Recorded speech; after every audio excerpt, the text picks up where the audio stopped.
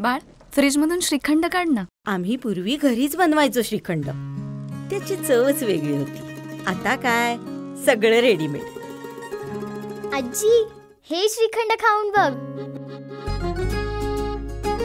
आज तुझ्या आईनं घरीच बनवलं की काय?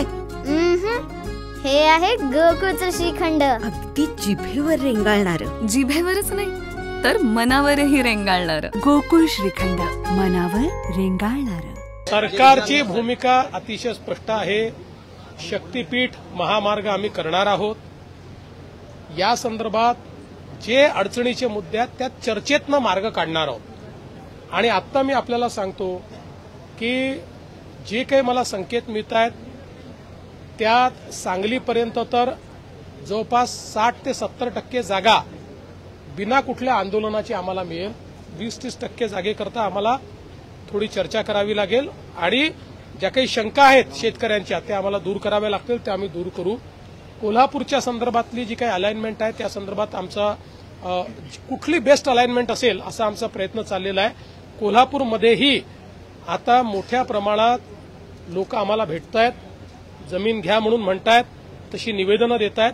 त्यामुळे शक्तीपीठ मार्ग हा काही देवेंद्र फडणवीस, एकनाथ शिंदे किंवा अजित पवार यांचा इगो सॅटिस्फाय करण्याकरता करायचा नाहीये.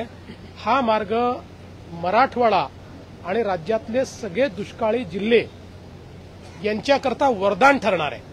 मोठ्या प्रमाणात पर्यटनातनं रोजगाराची निर्मिती आणि जसं मी सांगितलं की शक्तीपीठ महामार्गामध्ये प्रत्येक 100 किलोमीटरमध्ये 500 ते 1000 शेततळी आम्ही तयार करणार आहोत.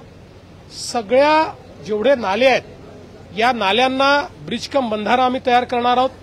त्यामुळे जलसंवर्धनाचा देखील हा महामार्ग असेल. मोठ्या प्रमाणात याच्यातनं सौर ऊर्जेची निर्मिती आम्ही करणार आहोत.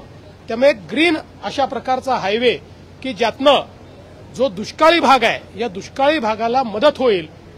ज्यावेळी आम्ही समृद्धी महामार्ग केला याच्यापेक्षा जास्त विरोध लोकांनी केला आणि लोकांपेक्षा नेत्यांनी केला. पण आज ते सगळे समृद्धी महामार्गावर प्रवासही करतात आणि समृद्धी महामार्गाची त्या ठिकाणी प्रशंसाही करतात. त्यामुळे कुठलंही नवीन काम हातामध्ये घेतलं तर लोकांमध्ये गैरसमज असतात, त्यामुळे त्याला विरोध होतो. पण विरोधाकरता जर आपण या ठिकाणी सगळे इन्फ्रास्ट्रक्चर प्रोजेक्ट बंद केले तर महाराष्ट्राचा कधीच विकास होणार नाही. त्यामुळे लोकशाहीमध्ये ज्याला अधिक लोकांचा पाठिंबा आहे ती गोष्ट ही केली पाहिजे आणि या महामार्गाला अधिक लोकांचा पाठिंबा आहे. काही राजकीय लोक हे जाणीवपूर्वक राजकारण आणून त्याच्यामध्ये वेगळ्या प्रकारे त्याला नेण्याचा प्रयत्न करतायत, पण जनता आम्हाला साथ देईल.